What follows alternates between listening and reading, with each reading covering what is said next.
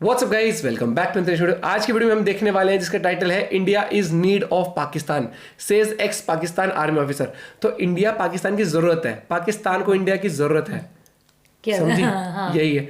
तो ऐसा ex army officer ने कहा है वहां के, भैया सही कहा है, इंडिया को जरूरत नहीं है पाकिस्तान की, पाकिस्तान को इंडिया की जरूरत है। क्या चॉइस ऑप्शनल है, ऑप्शनल है। तो रियल एंटरटेनमेंट टीवी चैनल से वीडियो देखते पाकिस्तान रिपब्लिक का क्या कहना है इस बारे में। 1 2 3 एंड लेट्स गो। छोटे भाई, हमारे जर्नैल रिटायरमेंट के बाद पाकिस्तान से बाहर जाके क्यों रेजिडेंट करते हैं?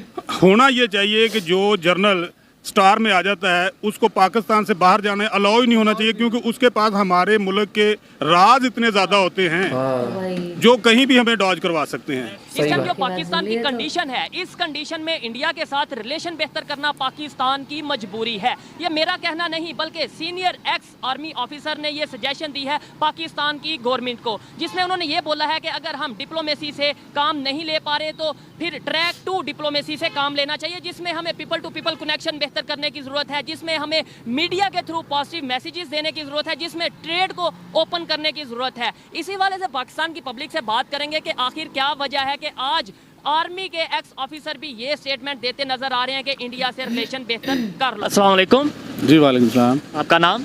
नदीम निसार गुजर। आपका नाम? असलम बुल्लर। असलम बुल्ला। जिस टॉपिक पे वीडियो रिकॉर्ड कर रहा हूँ वो ये है कि अतर अब्बास जो कि एक्स आर्मी ऑफिसर हैं पाकिस्तान के और अभी डिफेंस एनालिस्ट हैं, उन्होंने रिसेंटली स्टेटमेंट दिया जो इस टाइम पाकिस्तान की मौजूदा सूरत हाल है, इसे देखते हुए इंडिया के साथ ताल्लुकात बेहतर करना, डायलॉग्स करना पाकिस्तान की मजबूरी है। आप इसके ऊपर क्या कहना चाहेंगे? देखिए जी, मुज़ाकरात के जो दरवाजे हैं ना वो कभी बंद नहीं करने चाहिए, चाहे दुश्मन हो, दोस्त हो, किसी के साथ भी। जितने भी हमारे नेबर्स कंट्री हैं सबके साथ हमारे मुज़ाकरात के दरवाजे खुले रहने चाहिए। और इस टाइम तो बहुत ज़रूरी है कि हम अपने अंदरूनी हालात को मद्देनज़र रखते हुए हम अपनी खारजा पॉलिसी को मजबूत करें। जितनी हमारी खारजा पॉलिसी मजबूत होगी हम उतने ही स्ट्रॉन्ग होंगे और उतना ही हम अपने अंदरूनी मामलात को जल्दी सॉर्ट आउट कर लेंगे। आप इसके ऊपर क्या कहना चाहेंगे कि इस टाइम जो हमारी कंडीशन है, ना सिर्फ इंडिया, दूसरे अफगानिस्तान की बात कर लें, हम ईरान की बात कर लें, इस्लामिक कंट्रीज हैं वो, तो उनके साथ भी हमारे रिलेशन उस तरीके से बेहतर होते नज़र नहीं आ रहे। इवन चाइना के साथ रिलेशन ख़राब, रिसेंटली उन्होंने अपनी एम्बेसी को वक्ती तौर पर क्लोज़ किया था पाकिस्तान में। क्या कहना चाहेंगे आप? क्राइसिस बढ़ते इसी वजह से हैं जब आपके हमसायों के साथ ताल्लुकात अच्छे ना हों, और जो मुआशी हालात हैं वो हम इस पस्ती का शिकार भी इसीलिए हुए हैं कि हमने अपने पड़ोसियों के साथ अच्छे ताल्लुकात नहीं बनाए। अफ़गानिस्तान के साथ हमारे अच्छे ताल्लुकात होने चाहिए, इंडिया के साथ बहुत अच्छे ताल्लुकात होने चाहिए। इवन देखें, अगर हमारे इंडिया के साथ अच्छे ताल्लुकात हो तो जितनी प्रोडक्ट्स इंडिया के पास है वो पाकिस्तान में इंतहाई सस्ते रेट पर हमें मिल सकती है। इसी तरह पाकिस्तान की प्रोडक्ट्स इंडिया में सस्ते रेट पे मिल सकती है। ये भी बात करूंगा कि इंडिया के पास तो वाकई बहुत सी प्रोडक्ट्स हैं, लेकिन पाकिस्तान कौन सी प्रोडक्ट है जो इंडिया को इस टाइम कौन सी प्रोडक्ट प्रोड्यूस कर रहा है जो सस्ती दे रहा है? क्या कहना चाहेंगे इसके ऊपर कि वही प्रोडक्ट्स हम पहले दुबई जाती है, मेडिसन हो या फिर सब्जी हो, पहले दुबई जाती है, दुबई डबल रेट पे तेल हमारा देख लें, वहाँ से फिर यहाँ पे आती है। यानी हम डायरेक्ट नहीं लेते या डायरेक्ट नहीं कोई चीज़ देते, अना में रहते हैं और पाकिस्तान की पब्लिक को बेवकूफ बनाया हुआ है कि हमने तो इंडिया से ट्रेड बंद किया है। हमारा चावल दुनिया का बेहतरीन चावल था, हमारा मैंगो दुनिया के बेहतरीन मैंगोज में था, हमारी गंदम, हमारी कपास, हमारा धागा हम इंपोर्ट कर रहे हैं। मैं वही बताने जा रहा हूँ। हमारी बदकिस्मती ये थी कि हमने जो आजकल हमें बेवकूफ़ बनाया गया है प्रॉपर्टी के बिजनेस में लाकर। एक वक्त था, 90 का दौर था जब हम इंडस्ट्रियल थे और दूसरी तरफ से हम ज़राअत के मामले में बहुत आगे जा रहे थे। जब दुनिया ने देखा कि हमारी जो प्रोग्रेस है बहुत ज़्यादा है और हम 8वीं पावर भी बन गए हैं, तो फिर हमें कमज़ोर करने के लिए उन्होंने, अब मैं क्या कहूँ, किस ने हमें प्रॉपर्टी के बिजनेस में इन्वॉल्व किया। प्रॉपर्टी में बाहर से इन्वेस्टर आए, उन्होंने पाकिस्तान में आके इन्वेस्ट किया और वो आहिस्ता रियल स्टेट का नाम दिया उसको, जिसको कभी हम दलाल कहते थे। और हमारा जो हाउसिंग स्कीम का बिजनेस है उसको टॉप पे लेके गए, अपना फाइनेंस निकाला और चले गए हैं। अब हम अपने फाइनेंस पे अपना पैसा खपत किया, हमारी ही ज़मीन है उस पर हमने हाउसिंग स्कीमें बनाई हुई हैं जो खाली पड़ी हैं। पूरे लाहौर की गंदम किसी दौर में पूरे लाहौर के लिए लाहौर से पैदा की जाती थी, अब हमें बाहर से मंगवाना पड़ती है। ये पाकिस्तान की फेलियर में ये भी एक बहुत बड़ा किरदार है। आज मैं अगर मेरी राय ली जाए तो मैं बड़े खुला लफ्ज़ों में ये कहूँगा कि जितनी लाहौर की गैर कानूनी हाउसिंग स्कीम है उसको सरकारी तहवील में लें और उसको जरी डिक्लेयर करके दोबारा से ज़राअत के लिए इस्तेमाल में लेके आएँ।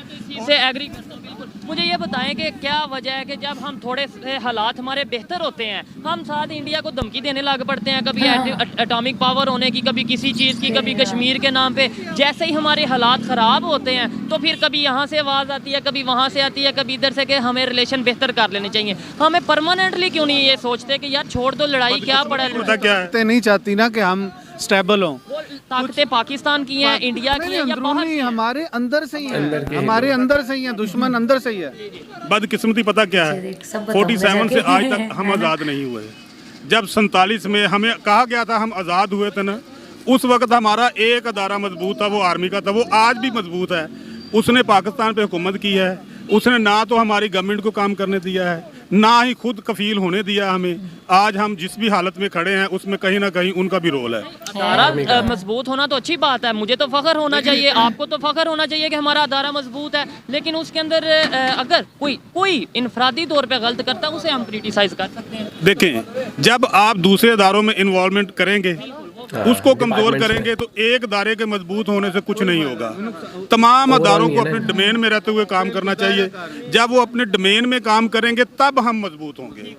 अच्छा, मार्शल लॉ की बात करें या फिर नॉन पॉलिटिकल पार्टीज की पॉलिटिकल में इन्वॉल्वमेंट की बात करें, आपको नहीं लगता कि बहुत सी कंट्रीज ऐसी हैं जो हमारे साथ रिलेशन इस वजह से नहीं बेहतर करती कि यार इनके बात किसके साथ करें? अभी रिसेंटली कुछ टाइम पहले इंडिया के प्राइम मिनिस्टर ने भी ये स्टेटमेंट दी थी कि मैं पाकिस्तान से रिलेशन बेहतर करना चाहता हूँ, बातचीत करना चाहता हूँ, लेकिन मुझे तो पता ही नहीं चलता बात किससे करूँ, आर्मी से करूँ, प्राइम मिनिस्टर से करूँ या फिर किसी और से करूँ। यानी ये हमारे लिए एक सोचने वाली बात है। छोटे भाई, हमारे जर्नल रिटायरमेंट के बाद पाकिस्तान से बाहर जाके क्यों रेजिडेंट करते हैं? होना ये चाहिए कि जो जर्नल स्टार में आ जाता है उसको पाकिस्तान से बाहर जाने अलाउ ही नहीं होना चाहिए, क्योंकि उसके पास हमारे मुल्क के राज इतने ज़्यादा होते हैं जो कहीं भी हमें डॉज करवा सकते हैं। अब बाजवा साहब रिटायर होने से चंद दिन पहले ही शिफ्ट होना शुरू हो गए थे। जैसे ही रिटायर हुए, अब बाजवा साहब पाकिस्तान में नहीं है, रहील शरीफ पाकिस्तान में नहीं है, कियानी साहब पाकिस्तान में नहीं है, पीछे गिनते जाएं। उनके एसेट्स बाहर होंगे, उनका सारा दौलत बाहर होगी तो वो बाहर ही जाएंगे। कभी किसी ने पूछा कि उनके पास ये एसेट कहाँ से आए? किसी को जरूरत है? शरीफ ने जुर्रत की थी। उसका रिजल्ट आपने देख लिया। चले मुझे ये बताएं कि रिलेशन बेहतर कैसे हो सकते हैं? उन्होंने अच्छा जिन्होंने ये बात की है ना, उन्होंने ये कहा है कि अगर डायरेक्ट डिप्लोमेसी से नहीं रिलेशन बेहतर हो सकते, हमें ट्रैक 2 फॉलो करना चाहिए। ट्रैक 2 आपको पता ही होगा कि भाई ट्रेड को रिज्यूम करें, इसके अलावा पीपल टू पीपल कनेक्शन करें, इसके अलावा सोशल मीडिया के थ्रू पॉजिटिव मैसेजेस दें, बजाय ये कि जी ये हो गया वो हो गया, इंडिया जो सा वो ये है वो, मतलब नेगेटिव खबरों की बजाय पॉजिटिव खबरें दें। देखे ना, इंडिया के ताल्लुकात पाकिस्तान की निस्बत चाइना से ज़्यादा क्लैश है उनका, ज़्यादा इश्यूज हैं उनके, ज़्यादा उनके दुश्मनी है आपस के मामले में। लेकिन उन्होंने इसके बावजूद अपनी जो ट्रेड है वो कई गुना बढ़ा दी है, कई अरब डॉलर पे चले गए हैं वो अपनी ट्रेड लेके। हालांकि रिसेंटली उनकी जंग हो रही थी, पता है आपको भी। तो आपस में एक दूसरे को डंडों से इतने बड़े दुश्मन होने के बावजूद उन्होंने अपनी ट्रेड बंद नहीं की। तो इसी तरह हमें ट्रेड क्यों बंद करते हैं? हमें ये सियासी तौर पे इसको इस्तेमाल करते हैं और हम उसका रिजल्ट ये है कि जिस हालत में बंद भी करते हैं लोगों के लिए। फिर वो आपको तो पता है दुबई जाती है, दुबई से ये देखें जी, जो एजुकेशन और जो एजुकेटेड तबका है पाकिस्तान का वो सब कुछ जानता है। बस ये है कि अभी आम पब्लिक में अवेयरनेस आने की जरूरत है और वो हम कोशिश कर रहे हैं। ये आम पब्लिक को कैसे पता चलेगा कि भाई हमें सिर्फ पागल बनाया जा रहा है कि इंडिया से ताल्लुक नहीं है, इंडिया से रिलेशन। अभी भी इंडिया का काम है अपना बिजनेस करना, वो तो अभी भी बिजनेस कर रहा है। वो दुबई चीज़ भेज रहा है, उसने अपनी चीज़ तो सेल कर दी, हमने महंगी ले ली। हमारी एजुकेशन कहाँ है? 47 में जो सब्जेक्ट थे वो आज भी हम पढ़ रहे हैं। जो सिलेबस था वो भी सिलेबस तो उन्होंने चेंज नहीं किया। 1876 का जो हमारा कानून है वही चलता आ रहा है ना, वो तरमीम वो अमेंडमेंट्स ही है ना। जरूरत के तहत हम अपने वो भी देखते हैं कि ये हुकूमत थोड़ा सा काम कर रही है, इसकी टांगे कैसे खींचनी है, उसको कैसे नीचे गिराना है, उसमें तोड़ फोड़ करके उसका बेड़ा कर देते हैं। आप लॉयर हैं, मैं भी लॉ का स्टूडेंट हूँ। आपको पता ही होगा कि ये जो कानून इस टाइम हम फॉलो करें ये तो गुलामों के लिए बनाया था गौरों ने, ये जो आज तक चल रहा है। ऐसे ही है। यानी मतलब बात कहूँगा, ये जो CSP हैं, क्या इनका रवैया और जो बाहर से गोरे आते थे उनके रवैये में कोई फर्क है? जो ब्यूरोक्रेट्स में और हैं वो खुद को अंग्रेज समझते हैं। जो जजेस हैं, आज देख लें हमारे जो जजेस हैं 2 महीने की छुट्टियां गुजारते हैं। भाई वो अंग्रेज जो गोरे थे वो तो अपने बीवी बच्चों से, अपने रिश्तेदारों से मिलने के लिए इंग्लैंड में जाते थे छुट्टियों में। ये क्यों छुट्टियां इतनी करती हैं? ये 2 महीने के लिए लोगों को इंसाफ देना बंद क्यों करते हैं? और अभी लाखों केस पेंडिंग पड़े हैं। आपको मेरे की वजह सिर्फ ये है कि हम उस लॉ को फॉलो कर रहे हैं। उसके मतहत है वो गोरों का। ये और भाई कहा जाता है। पाकिस्तान में 56 तक तो जो है वो कॉइन थी जो हमारी सरबराह थी। देखे गवर्नर जनरल था, गवर्नर का मतलब कि किसी और के मतहत आप गवर्नमेंट कर रहे हो।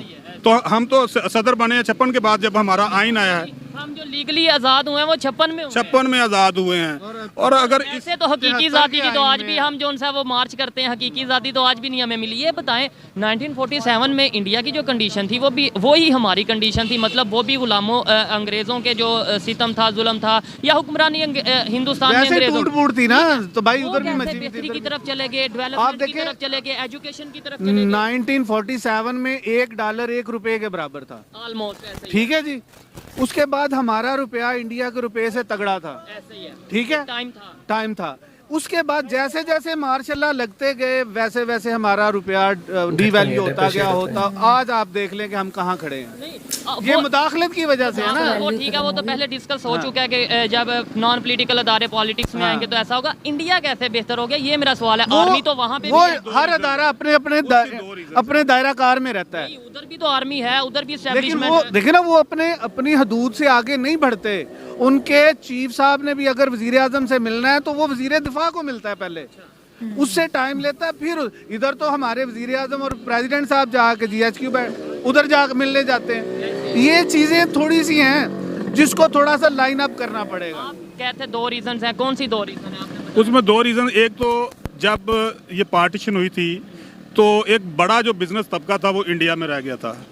दूसरी बात, जो पाकिस्तान के एसेट थे वो उस वक्त पाकिस्तान को डिलीवर नहीं हो सके, तो वो डे फर्स्ट से ही खुद को मजबूत करना उन्होंने शुरू कर दिया था। अभी मैं आपकी इस बात से डिसएग्री करता हूँ। इन्होंने भी बोला है कि इकोनॉमी मतलब हमारी करेंसी मजबूत थी, हम डॉलर के बराबर चल रहे थे। जो तब तो भी ये है ठीक एसेट थे, जितने हैं, हाँ। जितने भी आए उस टाइम हमारी इकोनॉमी भी हमारी करेंसी कैसे मजबूत हो गई? ये कह रहे हैं कि भाई उन्हें एसेट नहीं बेहतर थे हम इंडिया से बेहतर थे। उसकी रीज़न ये है कि जो डॉलर की खपत है ना उस वक्त इतनी ज़्यादा नहीं थी। ये तो 60-70 के बाद जाके डॉलर में हमने जब गाड़ियाँ खरीदना शुरू की, जब हमने इलेक्ट्रॉनिक चीज़ें खरीदना शुरू की, तो तब डॉलर की खपत शुरू हुई। उससे पहले तो रुपए में खरीदो फरोख्त होती थी। अगर डायरेक्टली कहा जाए तो हम अमेरिका की गुलामी में चले गए और उन्होंने असल में अपनी बात ये है, जब तक हम डॉलर को अबे करते रहेंगे, हम छितर खाते रहेंगे और हम कभी भी तरक्की नहीं कर सकते।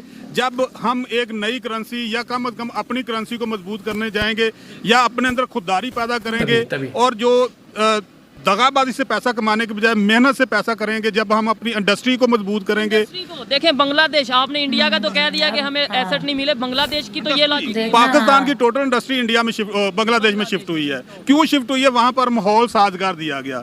अगर यहाँ पर बिजनेसमैन को मौका दिया जाए और बिजनेसमैन को जो टैक्स फ्री किया जाए और उसमें सहूलत फैसिलिटेट किया जाए और वो बिजनेस को दोबारा रीशेड्यूल करेंगे, फैक्ट्रियाँ चलेंगी, लोगों को रोजगार मिलेगा, हम खुद ब खुद स्टैब्लिश होना शुरू हो जाएंगे, हमारी इकानमी मजबूत होना शुरू हो जाएगी और एक वक्त आएगा अल्लाह के फजल से ये पाकिस्तान का डंका जो पूरी दुनिया में बजेगा। लास्ट में मैं ना डेली बेसिस पे इंटरव्यूज करता हूँ और बहुत ज़्यादा वकीलों के इंटरव्यू मैं करता हूँ क्योंकि यहाँ पे वकील मौजूद बहुत होते हैं। लास्ट में मुझे ना इंडिया से जो लोग देखने वाले हैं, बहुत से लोग देखने वाले हैं, उनके लिए कोई मैसेज के, कोई एजुकेटेड बंदा मैसेज दे रहा है इंडिया वालों को कि आप नफरत करते हैं, मोहब्बत करते हैं या जो भी सोचते हैं आप इंडिया कोई पाकिस्तानी इंडियन से नफरत नहीं करता और कोई इंडियन पाकिस्तान से नफरत नहीं करता। पब्लिक एक दूसरे से मोहब्बत करती है और मिलना चाहती है। मिसअंडरस्टैंडिंग्स बस बना कोई मिसअंडरस्टैंडिंग नहीं है। मीडिया ऊपर ने बहुत बैठे हुए किया लोग है। जो है हाँ, एक कश्मीर का दगा बना के सही बात। हमें बर्बाद कर रहे हैं, हमारी मोहब्बत को जाया कर रहे हैं। तमाम पंजाबी इकट्ठे होकर बैठना चाहते हैं और जो मेला है ना, जो हम पंजाबियों की एक शान हुआ करता था, वो सारे मिल के मनाना जाते हैं, जिसे बैसाखी का मेला कहते हैं। सिर्फ पंजाबी नहीं, सारे चाहे कोई भी है वो कोई इंडियन आपको किसी दीगर कंट्री में मिलेगा ना तो वो आपको भाई बोलेगा और सबसे भाई, ज्यादा ये चीज़ मोहब्बत हमेशा देगा। होती है। इसी तरह से पाकिस्तानी भी, अगर हम इतनी मोहब्बत एक दूसरे से करते तो हम क्यों जंग लड़ें? भाई ये होता है जब आप पढ़े लिखे होते हो।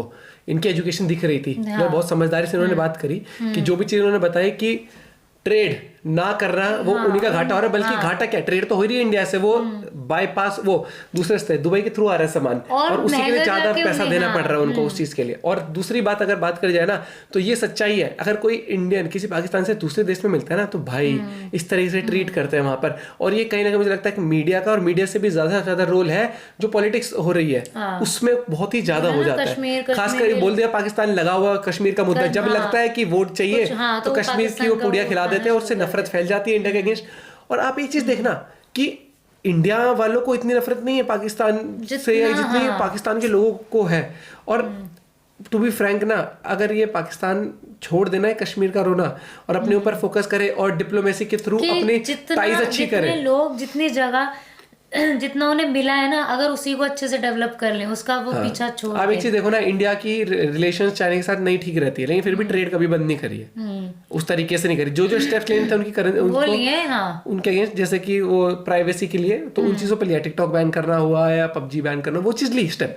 लेकिन एंड ऑफ द डे मुझे ये लगता है कि पाकिस्तान आज जिस कंडीशन में है, उन्होंने बोल दिया ना कि आपके सारे डिपार्टमेंट वेल फंक्शनड होने चाहिए, जबकि वहां पर सिर्फ एक आर्मी का ही डिपार्टमेंट है जो हमेशा से अच्छा चलता है, बाकी कोई नहीं है, क्योंकि वो ही हर चीज में इंटरफेयर करते गए वो। और बहुत बड़ा खुलासा करा है उन्होंने कि क्या बोला कि जो भी इनका जो रिटायर होता है स्टार वाला, ये बाहर निकल जाता है। कहते हैं उनके इतनी खुफिया चीजें, ये चीज तो कुछ होना चाहिए इनके लिए, रूल वूल के वहीं पर रहे। इनका सिचुएशन जो है, बोला ना कि किसी ने पूछा कैसे है इतनी तगड़ी प्रॉपर्टी, बोला ना 2 महीने के लिए चले जाते हैं कोर्ट में केस। हाँ, बोला ना कि जब वो थे अंग्रेज थे भाई, वो तो चलो अपनी वाइफ बच्चों से मिलने इंग्लैंड चले जाते, तुम किससे मिलने जाते हो 2-2 महीने के लिए। सही बात है। इनका इंटरव्यू को अच्छा लगा है, जो लोग थे ना एडवोकेट्स थे जो बहुत समझदार से, बहुत बढ़िया, और एक पॉजिटिविटी के साथ इन्होंने इंटरव्यू दिया। और मुझे लगता है कि जब तक चेंज पाकिस्तान के अमेंडमेंट्स में नहीं आएगा, माइंडसेट में नहीं आएगा ना उनके जो वो है पॉलिटिशियंस, क्योंकि वो पाकिस्तान के भलाई की बातें नहीं करते जब भी इलेक्शन करते, वो कश्मीर इंडिया के अगेंस्ट बोलने ज्यादा प्रेफर करते। उनको लगता है ना कि ये वाला एक ऐसी नब्ज है, टच कर दो एक बार, सब बोलो यस यही है बंदा हमारा लीडर तरक्की वाला होना चाहिए, लीडर नफरत फैलाने वाला नहीं होना चाहिए सबसे पहले तो, समझे ये चीज। और इंडिया जैसे इस घर में लीडर मैं हूँ। ओह भैया, इस बात पे तो बस पिटाई होगी। आपका क्या पॉइंट ऑफ व्यू है इस बारे में जरूर बताना। मिलते हैं आपसे एक और वीडियो के साथ, बाय बाय, टेक केयर।